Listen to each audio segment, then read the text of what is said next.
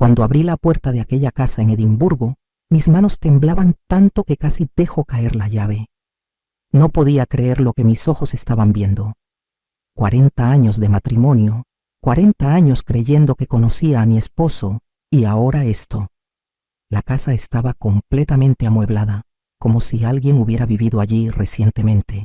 Pero lo que me dejó sin aliento fue la pared del fondo de la sala principal. Estaba completamente cubierta de fotografías, fotografías mías, desde el día que nos conocimos hasta semanas antes de su muerte, y en el centro, un sobre grande con mi nombre escrito en su letra. Cuando lo abrí, cayeron llaves de bancos suizos, escrituras de propiedades en 3 países diferentes, y una carta que comenzaba así: Mi amor, si estás leyendo esto es porque logré mantener el secreto hasta el final. Nuestros hijos jamás deben saber lo que hay aquí. Ellos no son quienes tú crees, y yo no fui quien aparentaba ser. Perdóname por lo que estás a punto de descubrir. Mis rodillas cedieron. Me senté en el suelo de madera fría, con el corazón golpeándome el pecho tan fuerte que pensé que me daría un infarto allí mismo, a miles de kilómetros de casa, completamente sola, tal como él me había pedido. Sigue mi historia hasta el final y comenta la ciudad desde donde me estás viendo para saber qué tan lejos ha llegado mi relato. Déjenme presentarme adecuadamente. Mi nombre es Graciela. Tengo 68 años y durante 40 de ellos fui la esposa de Roberto Mendoza. Nos conocimos en Ciudad de México en 1984, en una cafetería cerca de la Alameda Central. Yo tenía 27 años y trabajaba como secretaria en una empresa de importaciones. Él tenía 32, era ingeniero civil y tenía esa sonrisa que iluminaba cualquier habitación. No era guapo en el sentido clásico, pero había algo en él que me hacía sentir segura, protegida. Nos casamos un año después, en 1985, en una ceremonia sencilla en la iglesia de mi colonia. Fue el día más feliz de mi vida. Recuerdo que durante la recepción, después de unos cuantos tequilas, me tomó de las manos y me dijo con esa mirada traviesa que tanto amaba: Graciela, hagamos una apuesta. Si logras soportarme durante 40 años, te daré algo imposible, algo que cambiará tu vida para siempre. Yo me reí. Le di un golpecito juguetón en el brazo y le dije que no había nada que no pudiéramos lograr juntos. Él se puso serio por un momento, me apretó las manos con fuerza y susurró: Prométeme que nunca olvidarás esta apuesta. Cuando llegue el momento, todo tendrá sentido. Yo asentí sin darle mucha importancia. Éramos jóvenes, estábamos enamorados y teníamos toda la vida por delante. Nunca volvimos a hablar de esa apuesta. La vida siguió su curso. Tuvimos 2 hijos. Rodrigo nació en 1986 y Daniela en 1989. Roberto construyó una carrera sólida como ingeniero, trabajando en proyectos de construcción por todo México. Yo dejé mi trabajo cuando nació Rodrigo, como era común en aquella época. Me dediqué completamente a mi familia. Cocinaba, limpiaba, cuidaba de los niños, me aseguraba de que Roberto tuviera todo lo que necesitaba. Nunca me quejé. Era mi papel, mi deber, y lo hacía con amor. Vivíamos modestamente pero bien. Teníamos una casa pequeña en Naucalpan, un coche viejo pero funcional, y podíamos darnos algunos gustos de vez en cuando. Roberto era trabajador, responsable, cariñoso. Un buen hombre. O eso creía yo. Los años pasaron volando. Rodrigo y Daniela crecieron. Mi hijo estudió administración de empresas y mi hija se hizo contadora. Yo estaba tan orgullosa de ellos. Sacrifiqué tanto para que pudieran tener una buena educación.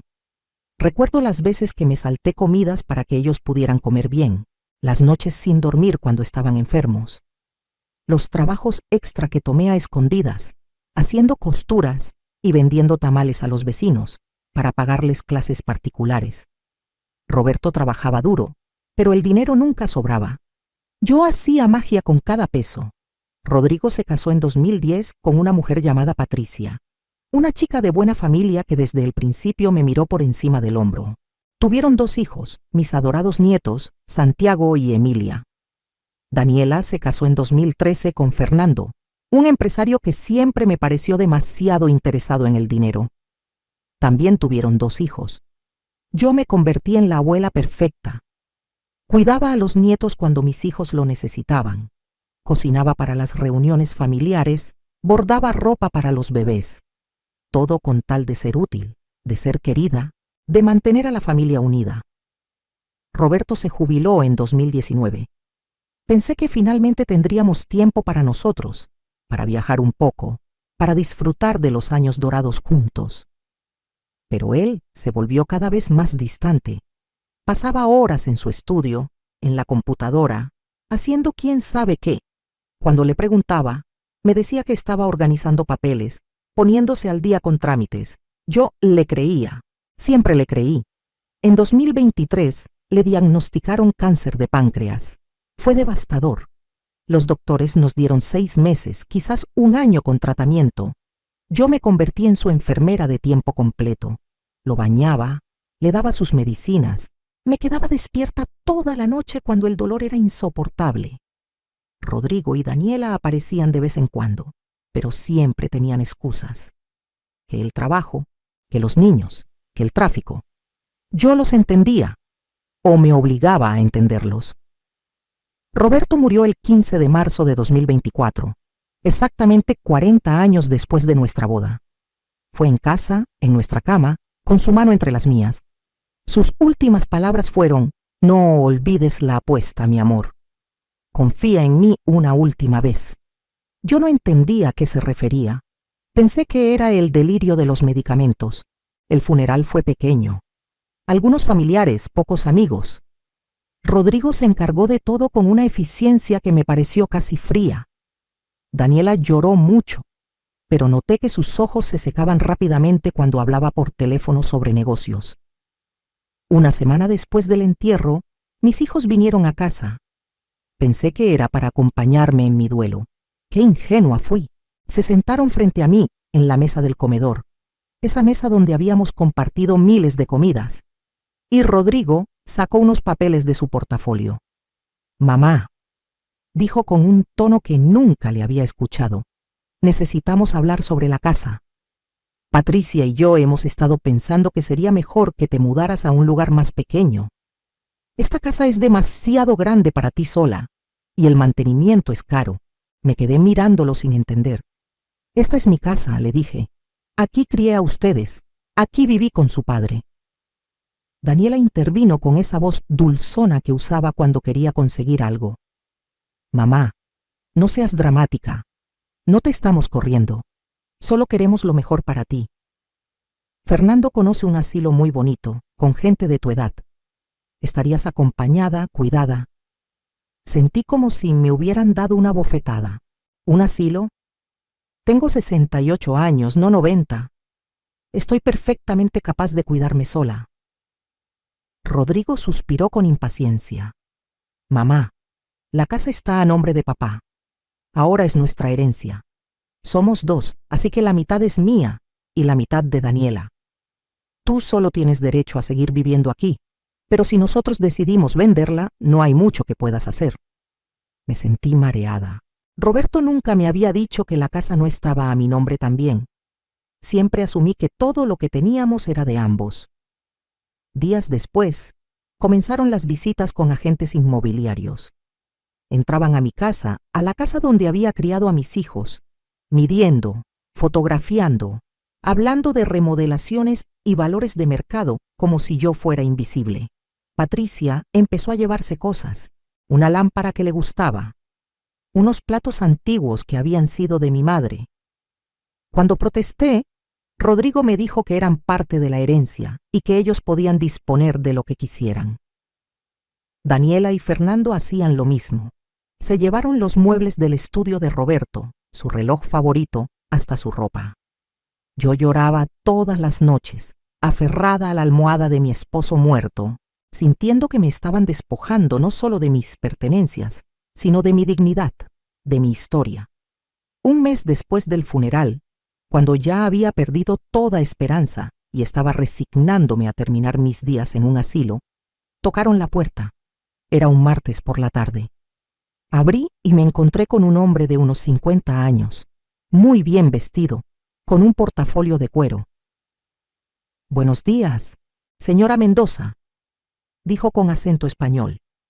«Mi nombre es Javier Ortega, soy abogado. Represento los intereses de su difunto esposo, Roberto Mendoza. Tengo instrucciones específicas de entregarle esto exactamente 40 días después de su fallecimiento». Me extendió un sobre de manila grueso.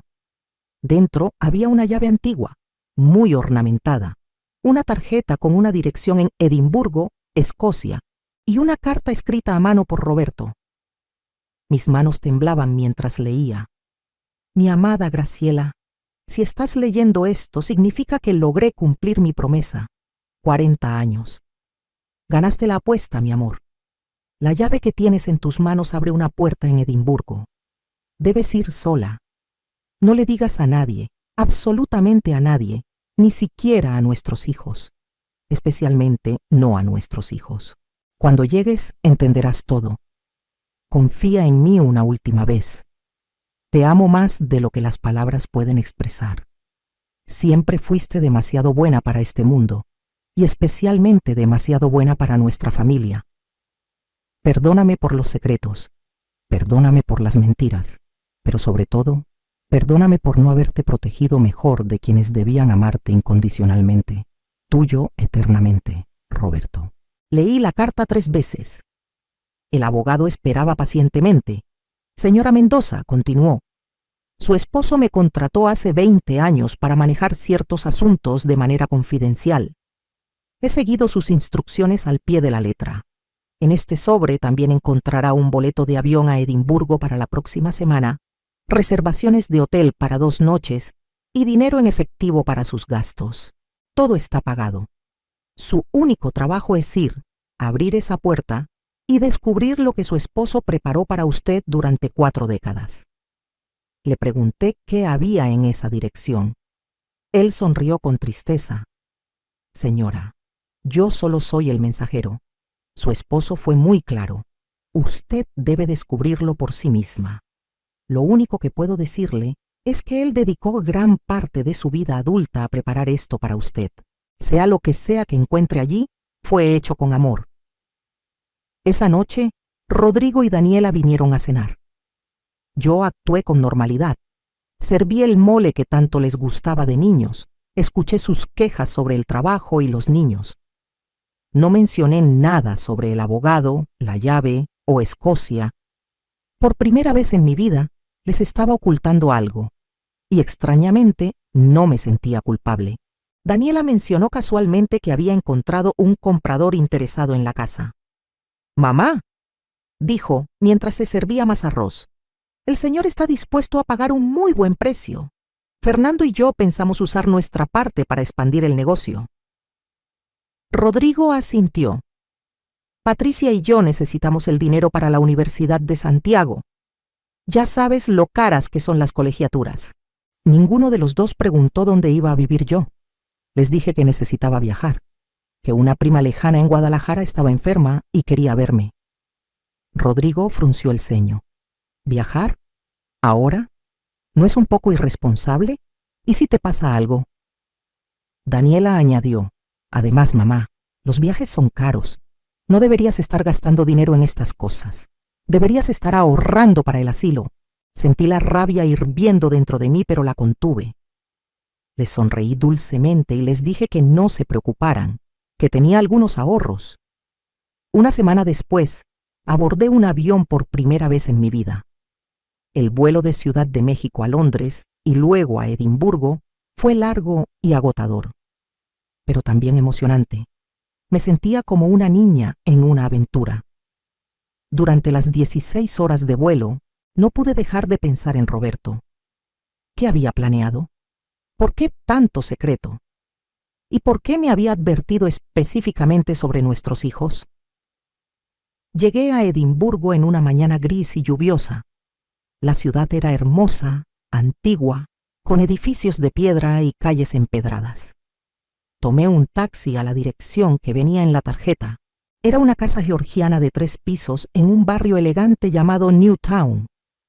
Mi corazón latía con fuerza mientras subía los escalones de piedra. La llave entró perfectamente en la cerradura. Giré. La puerta se abrió y allí fue cuando mi vida cambió para siempre. La casa por dentro era impresionante. Pisos de madera reluciente, techos altos con molduras ornamentadas, muebles antiguos pero claramente caros. Olía a limpio, a flores frescas. Alguien había estado cuidando este lugar. Caminé lentamente por la sala principal, tocando los muebles como si fueran un sueño del que podría despertar en cualquier momento, y entonces vi la pared. Toda la pared del fondo estaba cubierta de fotografías enmarcadas, fotografías mías. Había fotos de nuestra boda, de cuando estaba embarazada de Rodrigo, sosteniendo a Daniela recién nacida, en cumpleaños, navidades, días ordinarios. Fotos que yo recordaba que Roberto había tomado, y muchas otras que nunca supe que existían. Fotografías tomadas desde lejos, cuando yo no estaba posando, momentos robados de mi vida cotidiana. Había una de mí tendiendo ropa en el patio, otra preparando tortillas, otra leyéndoles cuentos a los niños. Todas estaban fechadas y etiquetadas con pequeñas notas escritas a mano. Graciela, 1987, el día que descubriste que hacías las mejores empanadas del mundo. Graciela, 1995, enseñándole a Rodrigo a andar en bicicleta, la paciencia personificada. Graciela, 2003, cosiendo hasta las 3 de la mañana para que Daniela tuviera el vestido perfecto para su graduación. Había cientos de ellas. Un altar completo dedicado a mí, a mi vida, a todos los pequeños sacrificios que pensé que nadie había notado. Las lágrimas corrían por mi rostro sin control. En el centro de la pared había un marco más grande que los demás. Contenía una fotografía reciente, de quizás un año atrás, donde yo estaba en el jardín regando las plantas. Me veía cansada, envejecida, pero había algo sereno en mi expresión. Debajo de la foto había un sobre con mi nombre. Lo abrí con manos temblorosas. La carta era larga, escrita en la letra cada vez más temblorosa de Roberto durante su enfermedad. Decía: mi amada Graciela, si estás aquí, frente a este muro de recuerdos, significa que finalmente puedo contarte la verdad. Perdóname por haber guardado secretos durante tanto tiempo, pero tenía mis razones. Cuando nos conocimos en 1984, yo no era solo un ingeniero civil. Trabajaba, sí, en construcción, pero también era consultor para empresas internacionales. Ganaba mucho más dinero del que tú sabías. ¿Por qué te mentí? Porque necesitaba saber que me amabas por quien era, no por lo que tenía. Mi primera novia me dejó por un hombre más rico. Quedé destrozado. Cuando te conocí, tan genuina, tan pura de corazón, supe que eras diferente. Pero el miedo me hizo ser cobarde. Decidí vivir modestamente contigo, probarte, asegurarme. Y tú, mi amor, probaste ser un ángel entre mortales cada día de nuestras 4 décadas juntas. Durante todos estos años, continúa la carta, he estado invirtiendo el dinero extra que ganaba. Propiedades, acciones, negocios, todo a tu nombre, en fideicomisos secretos que nuestros hijos jamás podrán tocar. Esta casa en Edimburgo fue mi primer gran inversión, en 1990. La compré pensando en nosotros, en que algún día podríamos retirarnos aquí, lejos del ruido, disfrutando de nuestros años dorados. Pero conforme Rodrigo y Daniela crecieron, comencé a ver cosas que me preocupaban profundamente. Vi cómo te trataban. Vi la ingratitud, el egoísmo, la falta de respeto. Vi cómo daban por sentado cada sacrificio que hacías.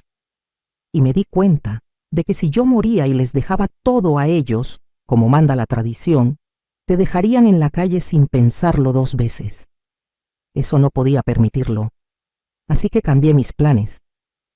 La casa en Naucalpan, la que creen que es su gran herencia, está hipotecada hasta el techo. No vale nada. Intencionalmente la puse solo a mi nombre para que creyeran que era valiosa. Dejé que pensaran que era todo lo que teníamos. Mientras tanto, durante 40 años, construí un imperio secreto. Todo para ti, mi amor. Todo para asegurarme de que cuando yo ya no estuviera, finalmente pudieras vivir la vida que siempre mereciste. En el estudio del segundo piso encontrarás un archivero. La misma llave que abrió la puerta principal lo abre. Dentro está todo. Escrituras de propiedades en México, España y Escocia. Cuentas bancarias en Suiza con más dinero del que podrías gastar en 3 vidas. Acciones en empresas multinacionales. Bonos. Todo meticulosamente organizado y documentado. También encontrarás algo más. Algo que necesitas saber sobre nuestros hijos. Algo que descubrí hace 5 años y que me rompió el corazón, pero que explica muchas cosas. En el mismo archivero hay una carpeta roja. Ábrela cuando estés lista. Te advierto que lo que contiene te dolerá, pero también te liberará de cualquier culpa que puedas sentir por lo que estás a punto de hacer.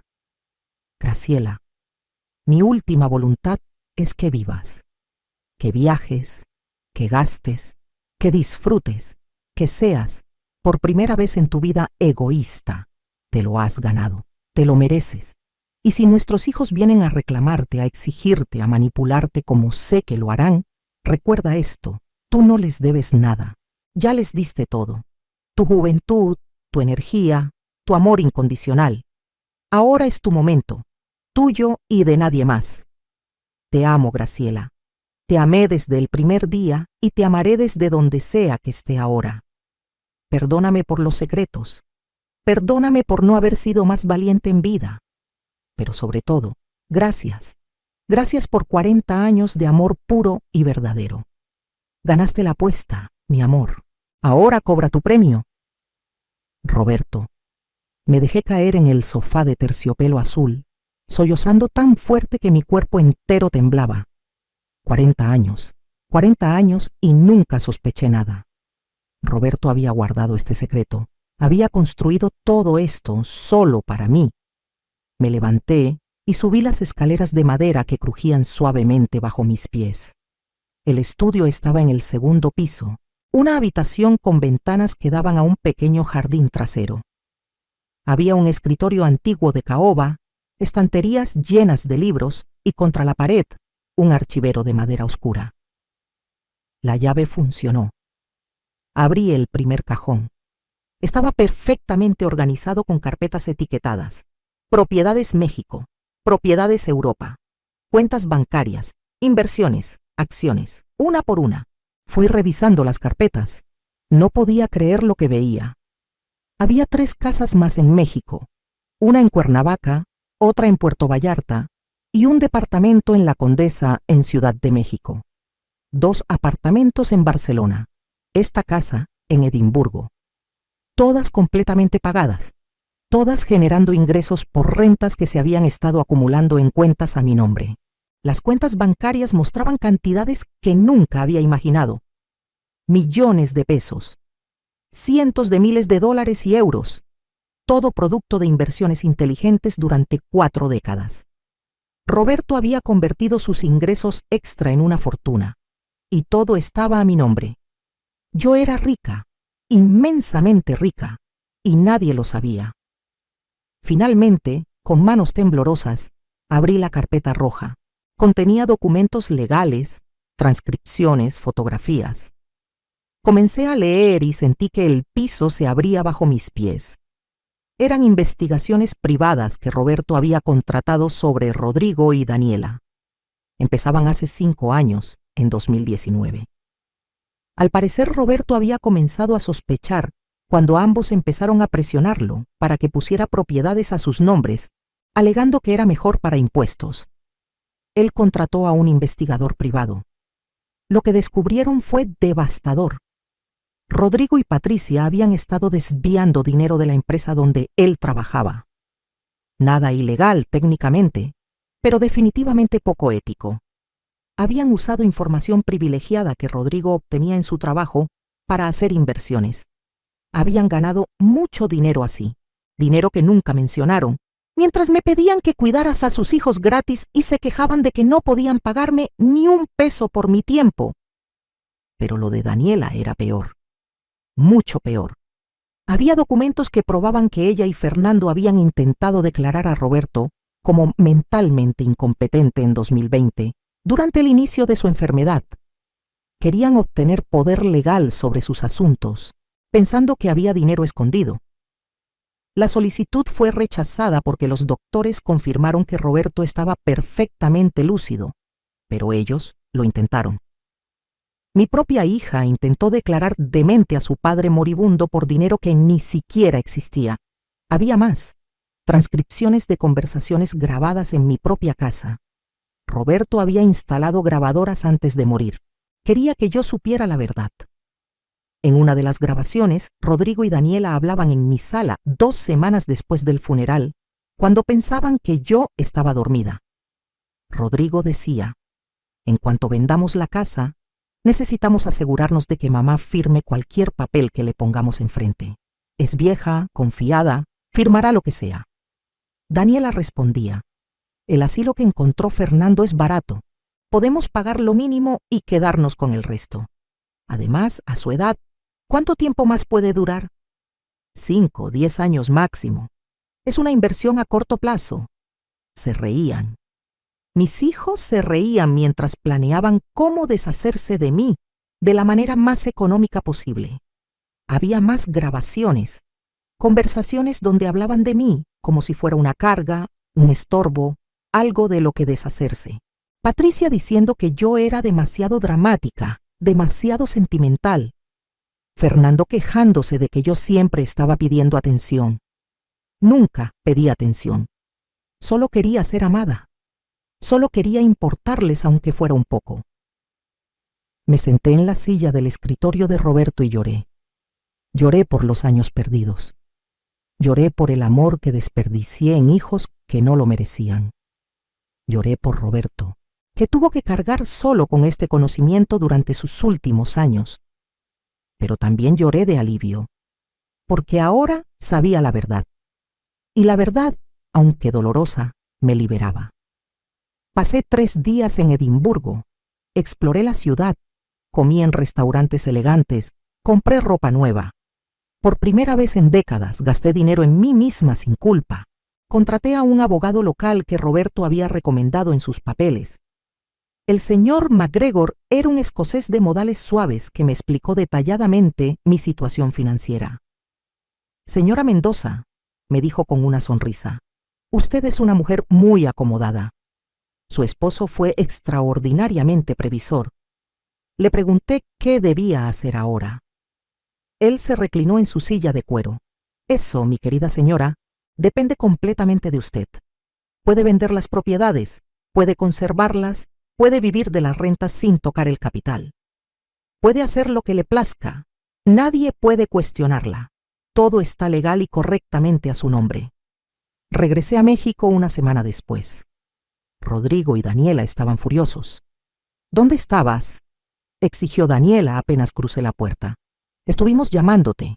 Te necesitábamos para que cuidaras a los niños. Yo sonreí serenamente. Estaba de viaje. Ya se los había dicho. Rodrigo intervino. Mamá, encontramos un comprador para la casa. Necesitamos que firmes los papeles esta semana. Les dije que lo pensaría. Se miraron entre ellos, confundidos. Yo nunca los contradecía. Durante las siguientes semanas actué como siempre. La madre servicial, disponible, obediente, pero en secreto estaba planeando. Me reuní con abogados en México, revisé todas las opciones. Descubrí que efectivamente, como Rodrigo había dicho, la casa de Naucalpan estaba a nombre solo de Roberto. Pero lo que ellos no sabían era que estaba hipotecada por una cantidad mayor a su valor de mercado. Roberto lo había hecho intencionalmente. Si la vendían, después de pagar la hipoteca y los gastos, quedaría muy poco. Quizás 50,000 pesos para cada uno. Una miseria comparada con lo que esperaban. Pero yo no les iba a decir nada. Que lo descubrieran solos. Mientras tanto, seguí cuidando a mis nietos, cocinando para las reuniones familiares, sonriendo mientras Patricia se llevaba más cosas de mi casa, y Daniela hacía comentarios pasivo-agresivos sobre lo mucho que les estaba costando mantenerme. Un día, Rodrigo llegó con los papeles de venta. «Mamá», dijo, con esa voz condescendiente que había perfeccionado, «solo necesitamos que firmes aquí dando tu consentimiento para la venta. Es una formalidad. Les dije que quería que mi abogado revisara los papeles primero». «¿Tu abogado?», se burló Daniela. «Mamá, no seas ridícula. ¿Desde cuándo tienes abogado?»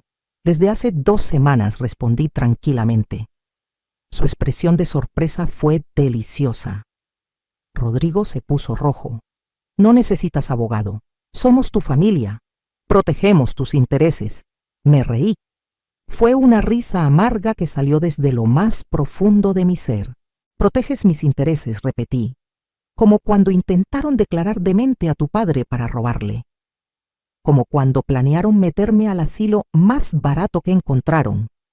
Como cuando se reían de cuánto tiempo más podría vivir porque soy una inversión a corto plazo. El silencio que siguió fue sepulcral. Daniela palideció. «¿Cómo? ¿Cómo sabes eso?» «Tu padre lo sabía todo», dije levantándome del sofá, y se aseguró de que yo también lo supiera. Se miraron entre ellos con pánico en los ojos. Rodrigo intentó recuperar el control. «Mamá, te están confundiendo». Papá estaba enfermo, medicado. No sabía lo que decía. Saqué mi teléfono y reproduje una de las grabaciones. Sus propias voces llenaron la sala, planificando cómo manipularme, cómo deshacerse de mí, riéndose de mí. Patricia llegó en ese momento con los niños. Al ver la escena, supo que algo andaba mal. «¿Qué está pasando, preguntó.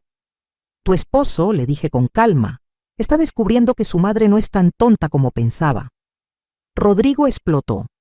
«Esas grabaciones son ilegales. No pueden usarse». «Quizás», respondí, «pero existen. Y ahora yo sé exactamente lo que piensan de mí». Daniela comenzó a llorar. Esas lágrimas falsas que usaba desde niña para manipularme. «Mamá, no entiendes el contexto. Estábamos estresados, frustrados. No lo decíamos en serio». «El contexto», interrumpí, «es que ustedes dos pasaron los últimos meses de vida de su padre planeando cómo explotarme y descartarme.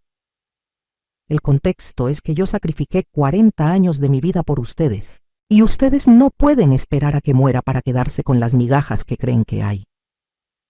Fernando llamó a Daniela. Ella contestó y él gritó tan fuerte que pude escucharlo. «¿Ya firmó los papeles de la casa?» Daniela negó con la cabeza, llorando. Él maldijo y colgó. Rodrigo cambió de táctica. Se arrodilló frente a mí, tomó mis manos. «Mamá, por favor, sé que hemos cometido errores, pero somos tu familia, tus únicos hijos. No puedes abandonarnos». «No los estoy abandonando», dije liberando mis manos. «Ustedes me abandonaron a mí hace mucho tiempo, solo que estaba demasiado ciega para verlo. Les dije que se fueran». Rodrigo se levantó, su rostro una máscara de rabia contenida. «Bien», dijo, «pero esta casa se vende de todas formas. Tenemos derecho legal». «Véndalanla», respondí. «No me importa». Se fueron dando un portazo. Yo me quedé en mi sala, en la casa que pronto ya no sería mía, y por primera vez en meses me sentí en paz. 2 semanas después, llegó el día de la venta. El comprador era un desarrollador que quería demoler la casa y construir un edificio de departamentos. Yo ya había empacado mis cosas, las pocas que me importaban. Rodrigo y Daniela llegaron temprano, ansiosos. El notario leyó los papeles. El precio de venta era de 2.800.000 pesos. Sonaban felices. Hasta que el notario leyó la siguiente parte. La propiedad tiene una hipoteca pendiente de 2.500.000 pesos. Rodrigo se puso de pie de un salto. «¿Qué? ¡Eso es imposible! Mi padre pagó esta casa hace años». El notario le mostró los documentos. Roberto había sacado una hipoteca sobre la casa en 2015 y nunca la pagó. Había estado pagando solo los intereses mínimos. Después de pagar la hipoteca, los gastos legales, y los impuestos de transferencia quedaban 180,000 pesos, 90,000 para cada uno. Daniela gritó: «Esto tiene que ser un error. Papá no haría esto». «Pero sí lo hizo», dije tranquilamente. «Lo hizo porque sabía exactamente quiénes eran ustedes». Patricia me señaló con un dedo acusador. «Tú sabías. Tú lo sabías y no nos dijiste». «¿Por qué habría de decirles?», respondí. «Ustedes nunca me dijeron que planeaban meterme a un asilo. Nunca me consultaron si quería vender mi casa». ¿Por qué les debo yo alguna consideración?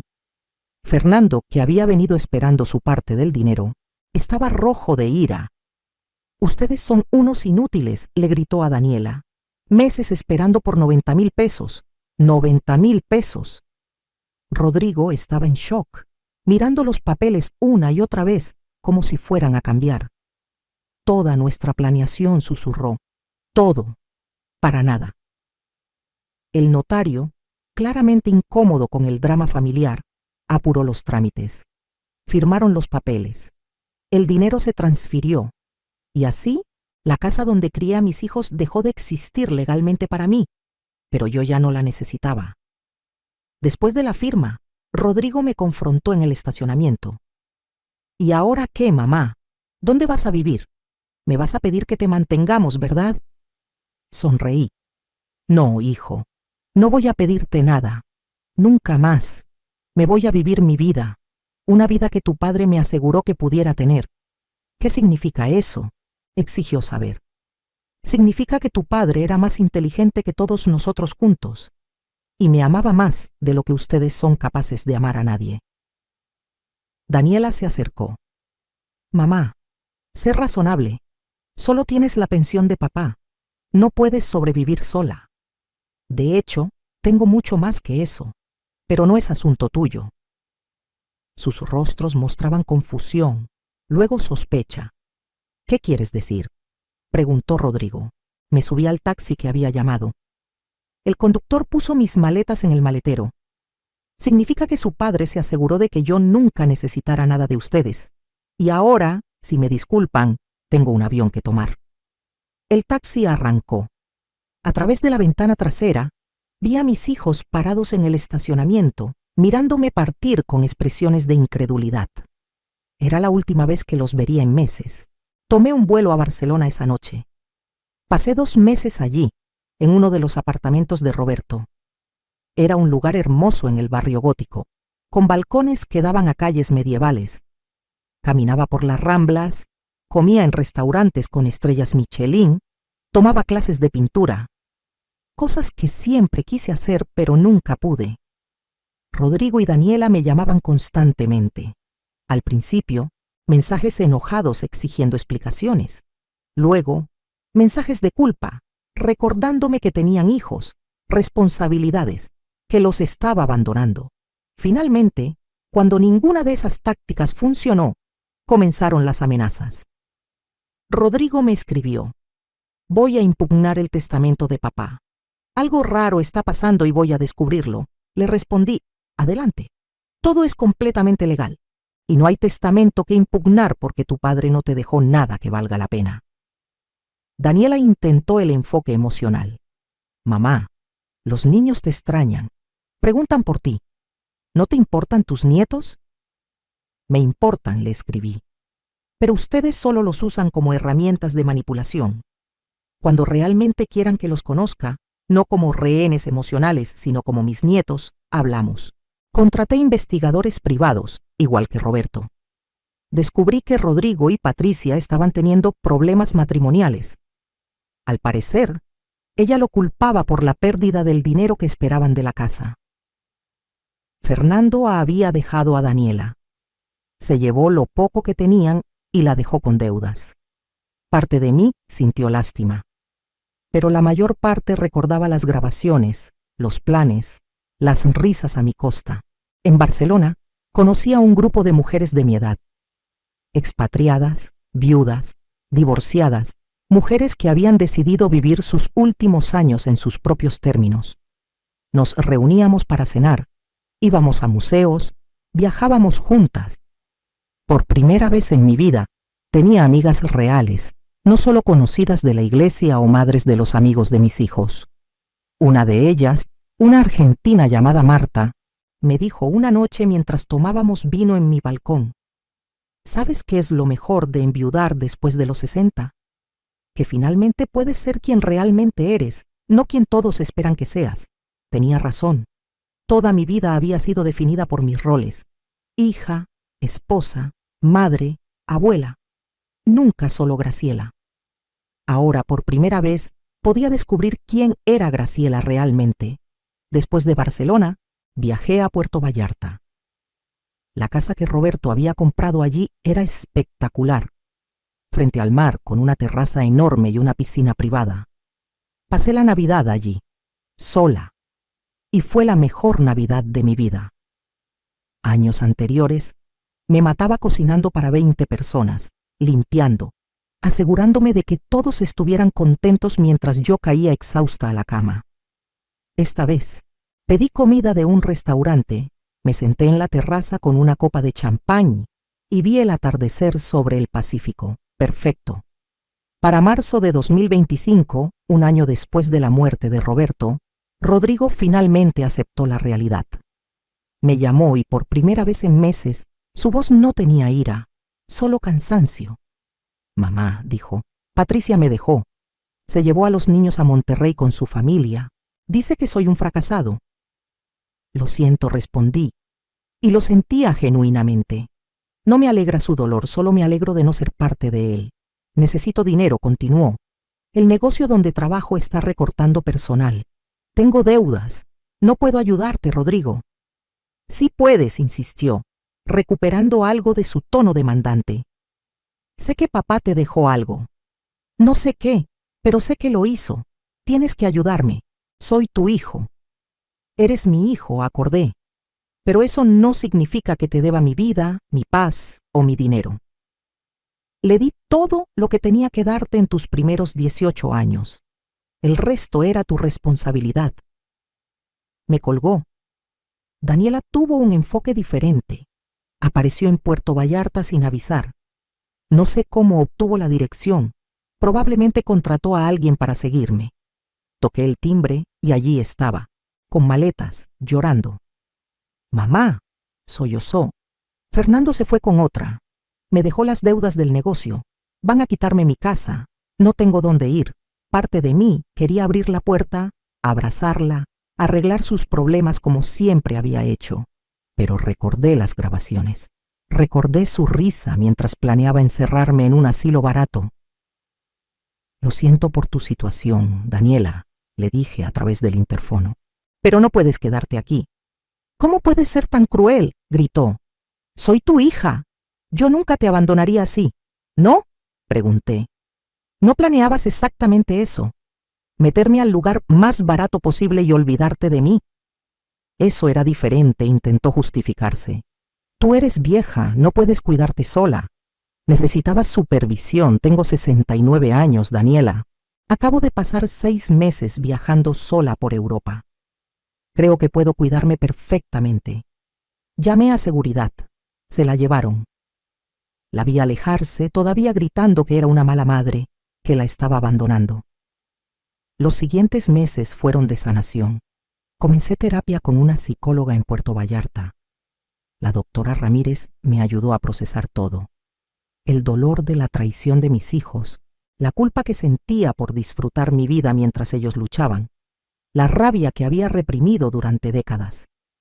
Usted pasó 40 años poniendo las necesidades de otros antes que las suyas, me dijo. Es normal que se sienta culpable ahora que está siendo egoísta. Pero Graciela, cuidarse a sí misma no es egoísmo, es supervivencia. También me ayudó a entender que Roberto, aunque sus intenciones fueron buenas, también me había fallado en cierta forma. Me había mantenido en la ignorancia sobre nuestra situación financiera. Me había probado como si yo fuera un experimento. Nuestro matrimonio, aunque lleno de amor, también había tenido sus desequilibrios de poder. Pero al final, me dijo la doctora, él intentó compensar. A su manera, le dio no solo seguridad financiera, sino también la verdad. La verdad dolorosa sobre sus hijos que usted necesitaba para poder seguir adelante sin culpa. Tenía razón. Gradualmente, la culpa disminuyó. Comencé a disfrutar realmente mi vida sin ese peso constante. Aprendí a bucear. A los 69 años, me certifiqué como buceadora. Exploré arrecifes de coral, vi tortugas marinas, me sumergí en un mundo completamente diferente. Retomé la pintura, algo que había amado de joven, pero abandoné cuando me casé. Mis cuadros no eran obras maestras, pero eran míos. Expresaban lo que sentía, y eso era suficiente. Conocí a un viudo llamado Arturo en una clase de baile. Era colombiano. Había perdido a su esposa 2 años atrás. Nos hicimos amigos, solo amigos. No estaba lista para más, y él lo entendía. Pero era agradable tener compañía masculina sin obligaciones, sin roles que cumplir. Solo 2 personas disfrutando una conversación, un baile, una cena. En agosto, Rodrigo me escribió un email largo. Era diferente a sus comunicaciones anteriores. Mamá, comenzaba. He estado en terapia. Mi terapeuta me hizo escuchar las grabaciones que tú nos pusiste. Realmente escucharlas. No puedo creer las cosas que dije. Las cosas que planeamos. Estaba tan cegado por la codicia, por la sensación de que merecía algo que papá había trabajado para construir, que olvidé todo lo que tú habías sacrificado. No espero que me perdones. No sé si yo podría perdonar algo así, pero necesito que sepas que estoy avergonzado, profundamente avergonzado. Estoy tratando de ser mejor, de enseñarle a Santiago y Emilia valores diferentes a los que yo demostré. Es un comienzo, le respondí, y aprecio tu honestidad, pero necesito más tiempo. Quizás algún día podamos reconstruir algo, pero no será lo que teníamos antes. Eso está roto para siempre. Él respondió, lo entiendo, tomaré lo que estés dispuesta a dar. Daniela, por otro lado, nunca se disculpó realmente. Sus mensajes oscilaban entre la autocompasión y la culpa. Todo es tan difícil. Si tú me ayudaras solo un poco. Después de todo, una madre nunca abandona a sus hijos. Eventualmente, dejé de responder. En diciembre de 2025, casi 2 años después de la muerte de Roberto, decidí pasar el invierno en Edimburgo. Quería estar en la casa donde todo había comenzado, donde Roberto había construido este regalo para mí. La ciudad estaba cubierta de nieve. Era mágica. Caminaba por los jardines de Prince Street, visitaba castillos, tomaba té en cafeterías antiguas. Me sentía como una adolescente en una aventura. Una tarde, mientras organizaba algunos papeles en el estudio de Roberto, encontré una última carta. Estaba escondida en un compartimento secreto del escritorio. La fecha decía, para abrirse en el 2º aniversario de mi muerte. Mis manos temblaban mientras la abría. Mi querida Graciela, decía, si estás leyendo esto, significa que han pasado 2 años. 2 años de tu nueva vida. Espero que hayan sido años felices, años de descubrimiento y libertad. Espero que hayas viajado, que hayas gastado dinero en ti misma, que hayas sido gloriosamente egoísta. Hay una última cosa que necesitas saber, una última pieza del rompecabezas. Durante nuestro matrimonio yo también cometí errores. Hubo momentos en que pude haber hecho más, ayudado más, compartido más. Mi mayor error fue mantenerte en la ignorancia sobre nuestras finanzas. Lo hice inicialmente por miedo y desconfianza, pero lo mantuve por cobardía. Debí haberte hecho mi socia en todo desde el principio. Debí haberte dado el poder y la información que merecías. En cambio, te mantuve dependiente, aunque fuera sin intención. Por eso, mi último regalo no es dinero ni propiedades. Es conocimiento. En el 2º cajón del archivero encontrarás un diario. Son 40 años de mis reflexiones, mis pensamientos, mis miedos y esperanzas. Todo lo que nunca tuve el coraje de decirte en vida. Léelo si quieres conocerme realmente. O no lo leas si prefieres guardar los recuerdos que tienes. La elección es tuya. Siempre debió ser tuya. Te amo, Graciela. Donde sea que estés ahora, quien sea que estés siendo, estoy orgulloso de ti. Fuiste la mejor decisión que tomé en mi vida. Roberto. Abrí el segundo cajón. Allí estaba un diario de cuero grueso, gastado por los años. Lo saqué con reverencia. Esa noche, con una copa de whisky escocés, algo que nunca había probado hasta mudarme a Edimburgo, comencé a leer. Roberto había empezado el diario el día que nos conocimos. Hoy conocí a una mujer que hizo que el mundo se detuviera. Su nombre es Graciela. Tiene la sonrisa más genuina que he visto. Cuando le pregunté qué quería de la vida, me dijo: solo quiero amar y ser amada. Tan simple, tan puro. Yo, con todas mis complicaciones y miedos, no pude más que enamorarme. Pasé semanas leyendo el diario. 40 años de la vida interior de Roberto. Sus luchas con la culpa por mantenerme en la ignorancia. Sus celebraciones privadas de mis pequeños triunfos que pensé que nadie notaba. Sus lágrimas cuando escuchaba a nuestros hijos hablar mal de mí. Su diagnóstico de cáncer. Y cómo su primera preocupación no fue su propia muerte, sino asegurarse de que yo estaría bien. Una entrada del 2020 me hizo llorar. Graciela cuidó de mí hoy después de la quimioterapia. Me bañó como si fuera un bebé, con tanta ternura y dignidad. Mientras tanto, Rodrigo llamó para decir que no podía visitarme porque tenía una reunión de golf. Una reunión de golf, mientras su padre se está muriendo. ¿Cómo fallé tanto como padre? ¿Cómo crié niños tan egoístas? Miro a Graciela y veo bondad pura. Miro a nuestros hijos y veo mi propia avaricia reflejada. Esto es mi culpa. Debí enseñarles mejor, pero al menos puedo asegurarme de que su madre esté protegida de ellos. Es lo mínimo que puedo hacer. Otra entrada, de 2015, explicaba la hipoteca. Hoy tomé una hipoteca sobre la casa. Graciela se horrorizaría si supiera. Pero necesito asegurarme de que la casa no valga nada cuando yo muera. Es lo único que está a mi nombre solo. Si Rodrigo y Daniela la venden, será una lección.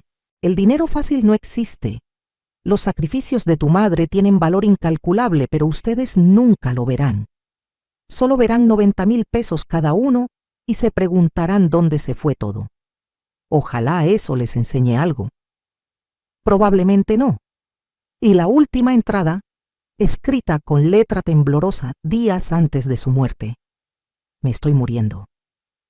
El dolor es insoportable, pero no me importa. Lo único que importa es que Graciela esté bien. Los papeles están en orden. El abogado tiene instrucciones.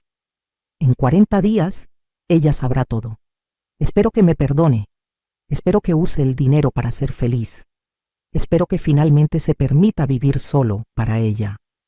Mi amor, mi Graciela, fuiste demasiado buena para este mundo. Demasiado buena para mí. Demasiado buena para nuestros hijos. Ahora es tu momento de ser egoísta. Por favor, sé egoísta. Te lo ganaste. Cerré el diario y lloré.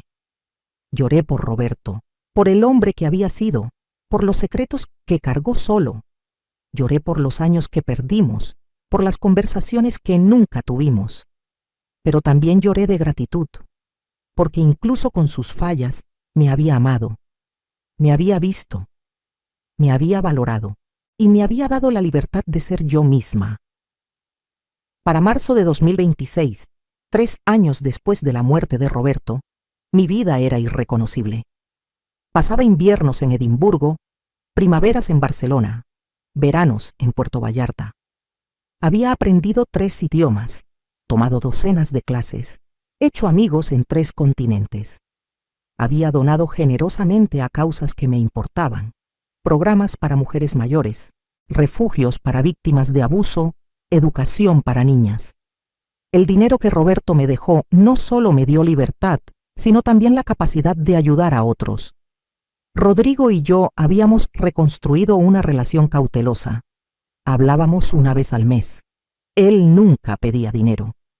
Me contaba sobre su terapia, sobre cómo estaba tratando de ser mejor padre para Santiago y Emilia. Le permití visitarme en Puerto Vallarta con los niños. Fue incómodo al principio, pero los niños ayudaron. Ellos solo veían a su abuela, que vivía en una casa hermosa junto al mar, y les compraba helado. La inocencia de los niños suavizó los bordes afilados entre Rodrigo y yo. No éramos cercanos. Probablemente nunca lo seríamos de nuevo. Pero había respeto. Y para ser honesta, eso era más de lo que esperaba. Daniela apareció en mi puerta en Barcelona en abril. Se veía cansada, envejecida. Han pasado años, dijo. ¿No es suficiente castigo? No estoy castigándote, respondí. Estoy protegiéndome. Hay una diferencia. Necesito ayuda, mamá. Estoy a punto de perder todo. Tú tienes tanto. ¿No puedes compartir un poco? Compartí toda mi vida contigo, le dije. Mi juventud, mi energía, mi amor incondicional. Y tú planeaste encerrarme en un asilo barato y esperar a que muriera. No, Daniela, no te debo nada más. ¿Ni siquiera perdón? Preguntó con lágrimas en los ojos. El perdón no es lo mismo que la reconciliación, respondí. Puedo perdonarte por mi propia paz mental. Ya lo hice en realidad, pero eso no significa que deba tener una relación contigo. Eso tienes que ganártelo. ¿Cómo?, preguntó desesperada. Empieza por una disculpa real, no por tu situación, no porque necesites algo de mí, sino porque realmente entiendes el daño que causaste. Cuando puedas hacer eso, cuando puedas reconocer que me trataste como un objeto desechable en lugar de como tu madre, entonces quizás podamos hablar. Se fue llorando. No sé si volveré a verla. Parte de mí espera que crezca, que madure, que eventualmente entienda. Pero ya no vivo mi vida esperando que mis hijos cambien. Vivo para mí. En junio de 2026, conocí a un grupo de mujeres en Puerto Vallarta que se hacían llamar las renacentistas. Todas eran mujeres mayores de 60 que habían dejado atrás matrimonios difíciles, hijos ingratos o vidas que no les satisfacían. Juntas, habían creado una comunidad de apoyo mutuo. Me invitaron a unirme. Una de ellas, una mexicana de 75 años llamada Socorro, compartió su historia. Era escalofriantemente similar a la mía. Hijos que la habían tratado como sirvienta, que esperaban su muerte para heredar, que la habían descartado cuando ya no era útil.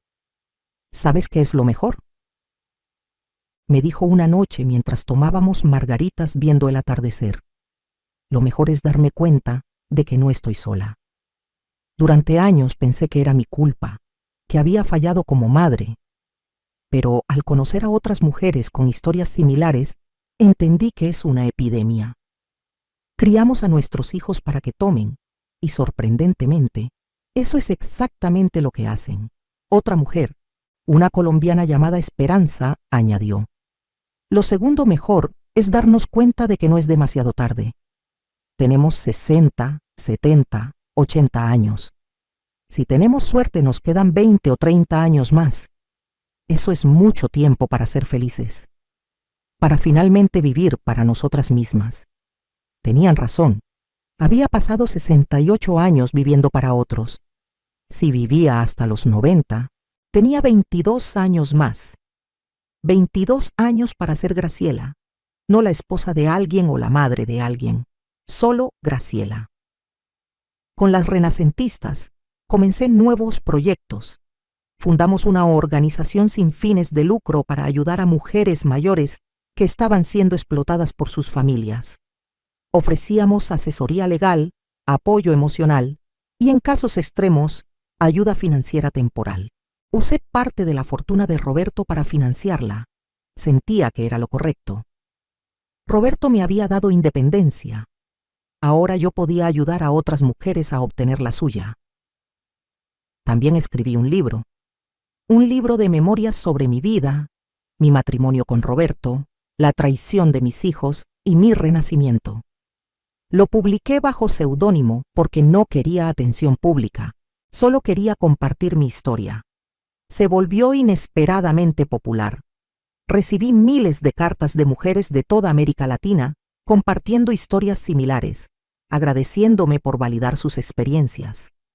Una carta de una señora de Guatemala decía: Durante 50 años me sentí culpable por estar resentida con mis hijos. Pensaba que era una mala madre. Tu libro me ayudó a entender que amar a tus hijos no significa permitirles que te destruyan. Gracias por darme permiso para vivir mi propia vida. Para el 4º aniversario de la muerte de Roberto, en marzo de 2028, organicé una celebración. No un funeral o misa de aniversario, sino una celebración de vida. Invité a las renacentistas, a mis nuevas amistades de 3 continentes, a Arturo y su grupo de baile, a Rodrigo con sus hijos. No invité a Daniela. Todavía no estaba lista. Fue en la casa de Edimburgo donde todo había comenzado. Contraté catering, decoré con fotografías de todos mis viajes, puse música que Roberto amaba. Brindamos con champán caro. Rodrigo me llevó aparte en un momento. Mamá, dijo mirando alrededor de la casa impresionante, todo este tiempo que pensamos que papá no nos había dejado nada, resulta que te lo dejó todo a ti. Sentí como si me hubiera robado mi herencia. Pero ahora entiendo que nosotros fuimos quienes te robamos. Te robamos años, respeto, dignidad. Esta no es mi herencia. Fue tuya desde siempre. Solo que tuviste que esperar hasta que él muriera para reclamarla. Me sorprendió su perspicacia. Le di un abrazo, nuestro primer abrazo genuino en años. Estás aprendiendo, le dije. Estoy tratando, respondió. Santiago, mi nieto de 17 años, se acercó. Abuela, dijo tímidamente, quiero disculparme. Por años, mamá y papá hablaron mal de ti frente a nosotros. Dijeron que eras dramática, difícil, egoísta. Pero ahora que soy mayor, me doy cuenta de que ellos fueron el problema, no tú. Estoy orgulloso de ti, de cómo te defendiste, de cómo te rehusaste a ser víctima. Me enseñaste que nunca es demasiado tarde para cambiar tu vida. Esas palabras de mi nieto significaron más de lo que puedo expresar. Significaban que había roto el ciclo, que al menos una persona de la siguiente generación había aprendido la lección. Esa noche, después de que todos se fueron, me senté en el estudio de Roberto. Saqué el diario y lo abrí en la última página. Tomé una pluma y escribí mi propia entrada. Querido Roberto, han pasado 4 años. 4 años de la vida más extraordinaria. Viajé a 20 países. Aprendí 4 idiomas. Hice amigos reales. Ayudé a cientos de mujeres a encontrar su independencia. Escribí un libro. Aprendí a bucear, a bailar salsa, a pintar. Me enamoré de la vida. Finalmente entiendo lo que quisiste decir con la apuesta. No se trataba de dinero o propiedades. Se trataba de darme permiso para vivir. Durante 40 años necesité ese permiso de ti, de nuestros hijos, de la sociedad. Pero tú me diste algo mejor. Me diste los medios para tomar ese permiso yo misma. Gracias, mi amor. Gracias por verme cuando nadie más lo hizo. Gracias por valorarme cuando ni yo misma me valoraba. Gracias por el regalo más grande de todos, la libertad. Ganaste la apuesta también, ¿sabes? Apostaste que yo tendría el coraje de reclamar mi vida. Y lo tuve. Nos vemos algún día cuando mi aventura termine. Mientras tanto, estoy viviendo suficiente por ambos. Con todo mi amor, Graciela. Hoy tengo 72 años. Han pasado 7 años desde que Roberto murió y cambió mi vida desde la tumba. Divido mi tiempo entre mis 3 casas favoritas, rodeada de personas que elegí, no que me fueron impuestas por sangre. Rodrigo y yo tenemos una relación cordial. Daniela finalmente escribió una carta de disculpa real hace 6 meses. Estoy considerando responder, quizás el próximo año, o quizás no. Ya no siento urgencia por arreglar relaciones rotas. Si se arreglan, bien. Si no, también está bien. Mis nietos vienen a visitarme regularmente. Les cuento historias, no solo sobre su abuelo, sino sobre mí. Sobre la mujer que fui, que soy, que estoy descubriendo cada día. Santiago está estudiando leyes con especialización en derecho de familia. Dice que quiere proteger a mujeres mayores de explotación. Estoy increíblemente orgullosa. Emilia, mi nieta, tiene 15 años y es artista. Pintamos juntas cuando me visita. Le digo que nunca abandone sus sueños por nadie, que el amor es importante, pero que amarse a sí misma es esencial. Las renacentistas siguen creciendo. Ahora somos 50 mujeres de toda América Latina. Nos reunimos 2 veces al año, cada vez en la casa de una diferente. Compartimos historias, lloramos, reímos, celebramos nuestras libertades duramente ganadas. Fundamos 3 refugios para mujeres mayores que están escapando de situaciones de abuso familiar. Es el legado que quiero dejar. La organización sin fines de lucro que comenzamos ha ayudado a más de 500 mujeres a obtener asesoría legal contra hijos y familiares explotadores. Ha sido hermoso ver a mujeres que pensaban que no tenían opciones descubrir que sí las tienen, que la ley las protege, que merecen dignidad sin importar su edad. He establecido un fideicomiso para cuando muera. La mayoría de mi dinero irá a la fundación. Rodrigo recibirá algo, suficiente para estar cómodo, pero no tanto como para no tener que trabajar. Para Santiago y Emilia hay fideicomisos educativos generosos. Daniela recibirá una suma pequeña, con una carta explicando que es todo lo que está dispuesta a darle. Si eso le parece cruel, que recuerde lo que ella planeó para mí. A veces pienso en cómo habría sido mi vida si Roberto me hubiera incluido en sus planes desde el principio, si hubiéramos sido socios financieros además de románticos. Quizás habríamos sido más felices. Quizás yo habría tenido más confianza, más voz en las decisiones familiares. Pero también entiendo que Roberto era producto de su tiempo y sus miedos. Hizo lo mejor que pudo con las herramientas emocionales que tenía. Y al final, me amó suficiente para darme lo que más necesitaba, incluso si fue después de su muerte. La pregunta que más me hacen otras mujeres es, ¿cómo superas la culpa? La culpa de ser egoísta, de poner tus necesidades primero, de decepcionar a tus hijos. Mi respuesta siempre es la misma. La culpa es una emoción que nos enseñaron para mantenernos en nuestro lugar. Nos enseñaron que ser buenas madres significa sacrificarlo todo, que nuestro valor está en cuánto podemos dar sin pedir nada a cambio. Pero eso no es amor, eso es explotación. El amor real es recíproco. Si tus hijos solo te aman cuando les estás dando algo, entonces lo que tienen no es amor, es una transacción. Y tú no eres una máquina expendedora de amor, tiempo y dinero. Eres un ser humano con necesidades, sueños y valor propio. También les digo que la culpa disminuye con el tiempo. Los primeros meses fueron los más difíciles. Cada vez que gastaba dinero en mí misma, escuchaba voces en mi cabeza diciéndome que era egoísta, que Rodrigo y Daniela necesitaban ese dinero más que yo. Pero, gradualmente, esas voces se silenciaron. Fueron reemplazadas por nuevas voces, las de mis amigas de las renacentistas, las de mi terapeuta, y eventualmente, mi propia voz diciéndome que merezco felicidad. Otra pregunta común es si lamento haber tenido hijos. La respuesta es complicada. Lamento cómo resultaron. Lamento que los valores que intenté enseñarles, humildad, gratitud, compasión, no prendieron. Lamento los años que desperdicié esperando que cambiaran, que me valoraran. Pero no lamento los momentos buenos que tuvimos cuando eran pequeños. Los abrazos, las risas, las noches leyendo cuentos. Esos momentos fueron reales, incluso si lo que vino después los empañó. Y sobre todo, no lamento la lección que me enseñaron.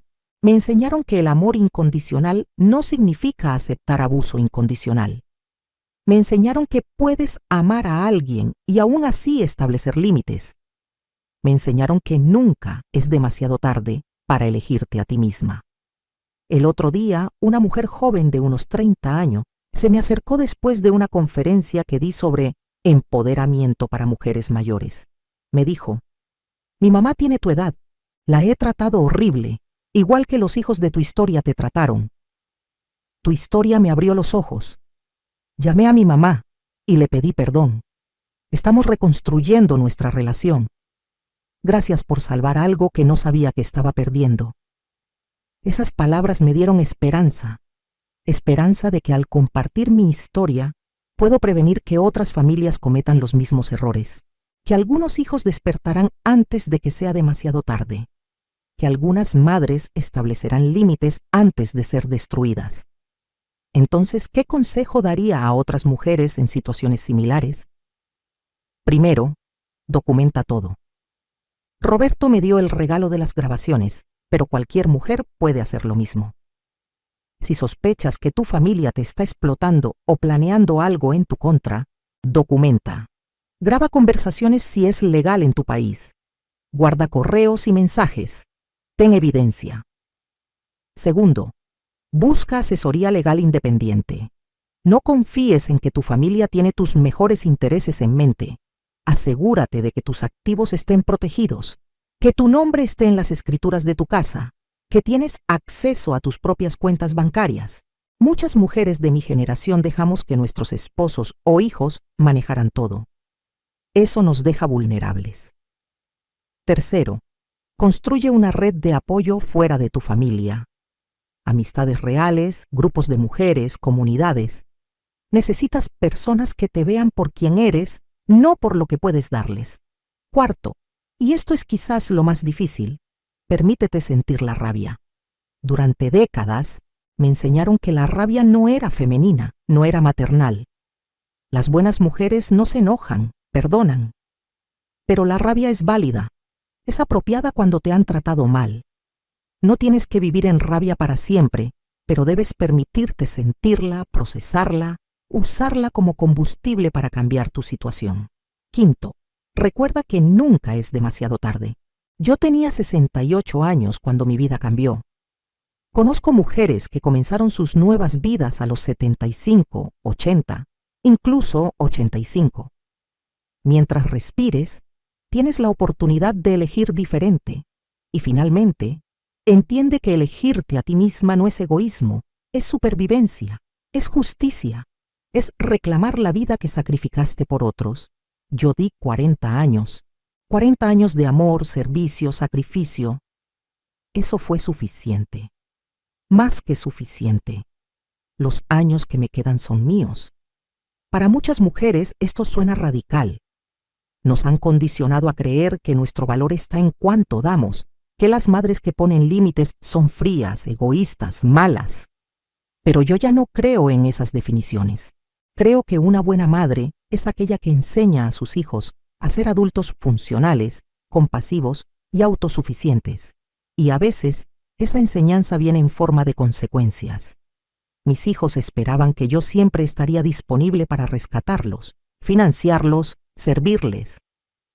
Al negarme a hacerlo, les di una lección que no pudieron aprender cuando eran niños, que las acciones tienen consecuencias, que las relaciones requieren respeto mutuo, que el amor no es un derecho, sino un regalo que debe ser valorado. Rodrigo me dijo hace poco: «Mamá, cuando cortaste contacto, pensé que te habías vuelto loca. Pensé que eras cruel. Pero fue lo mejor que pudiste hacer. Me obligó a mirarme en el espejo, a enfrentar qué tipo de persona me había convertido. Todavía estoy trabajando en ser mejor, pero al menos ahora estoy trabajando. Si me hubieras rescatado como siempre hacías, seguiría siendo el mismo hombre egoísta». Esa admisión significó mucho. No resuelve todo, no borra los años de dolor, pero es un comienzo. A mis 72 años, he aprendido que la vida no es una línea recta hacia la felicidad. Es un camino sinuoso lleno de subidas, bajadas, traiciones y redenciones. Lo importante es seguir caminando, seguir eligiendo, seguir viviendo. Cada mañana me despierto en cualquiera de mis 3 casas y me pregunto, ¿qué quiere hacer Graciela hoy? A veces la respuesta es viajar a un nuevo país. A veces es quedarse en pijama todo el día leyendo. A veces es pintar, o bailar, o simplemente sentarme en mi terraza viendo el mundo pasar. Y cada opción es válida porque finalmente, mi vida es mía. Roberto me dio las herramientas, pero yo hice el trabajo. Yo tomé la decisión de usar esas herramientas para construir una nueva vida. Yo elegí el perdón sin reconciliación. Yo establecí límites. Yo dije no cuando toda mi vida había dicho sí. Y eso, más que cualquier cantidad de dinero o propiedades, es lo que realmente me liberó. Si estás escuchando mi historia y te ves reflejada en ella, si tienes hijos o familiares que te explotan, que dan por sentado tu amor y sacrificio, quiero que sepas algo. Tú vales más que lo que puedes dar. Tu vida tiene valor independientemente de tu utilidad para otros. Y nunca, nunca es demasiado tarde para reclamar tu dignidad. No necesitas que tu esposo te deje una fortuna secreta. A veces la fortuna es simplemente encontrar el coraje para decir basta, para establecer límites, para elegirte a ti misma. Puede ser aterrador. Tus hijos pueden enojarse. Tu familia puede llamarte egoísta. La sociedad puede juzgarte. Pero del otro lado de ese miedo está la libertad. Y la libertad, créeme, vale cada lágrima, cada confrontación, cada momento incómodo. Hoy, 7 años después de abrir esa puerta en Edimburgo, puedo decir honestamente que soy feliz. No de la manera complaciente en que decía ser feliz durante mi matrimonio. Realmente, profundamente, auténticamente feliz. Me gusta la persona que veo en el espejo. Me gusta la vida que he construido. Me gustan las decisiones que estoy tomando. Y Roberto tenía razón. Gané la apuesta. Soporté 40 años, no porque fueran fáciles, sino porque no sabía que tenía otra opción. Pero ahora sé que siempre hay opciones, siempre hay elecciones, siempre hay posibilidad de cambio. Entonces, ¿qué harías en mi lugar? Si descubrieras que tu esposo te había dejado una fortuna secreta después de años de vivir modestamente, ¿qué harías? Si tus hijos te traicionaran de la manera que los míos me traicionaron, ¿podrías cortar contacto? ¿Podrías elegirte a ti misma sobre ellos? ¿Podrías vivir con la culpa y el juicio social? Son preguntas difíciles. No hay respuestas correctas o incorrectas. Cada mujer debe tomar sus propias decisiones basadas en sus circunstancias. Pero lo que sí sé es esto. Mereces ser feliz. Mereces ser valorada.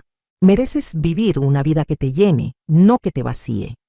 Y si las personas en tu vida, incluso tus hijos, no pueden o no quieren darte eso, entonces mereces encontrar personas que sí lo hagan. Mi historia no es única. Hay millones de mujeres de mi edad que han dado todo y recibido muy poco a cambio. Mujeres que criaron hijos ingratos. Mujeres que sacrificaron sueños por familias que no valoraron esos sacrificios. Mujeres que llegaron a la vejez sintiéndose usadas y descartadas. Pero también hay mujeres que encontraron el coraje para cambiar sus historias. Que dijeron no más. Que reclamaron sus vidas incluso en sus 60, 70, 80 años. Que descubrieron que la vida después de la familia tóxica es posible, es hermosa, es liberadora. Yo soy una de esas mujeres. Y si mi historia puede inspirar aunque sea a una mujer más a elegirse a sí misma, a establecer límites, a reclamar su dignidad, entonces cada palabra ha valido la pena. Así que te lo pregunto de nuevo. ¿Qué harías en mi lugar? Comenta abajo. Comparte tu historia, porque todas tenemos una, y al compartirlas, nos damos permiso unas a otras para vivir auténticamente, para ser, finalmente y gloriosamente, nosotras mismas.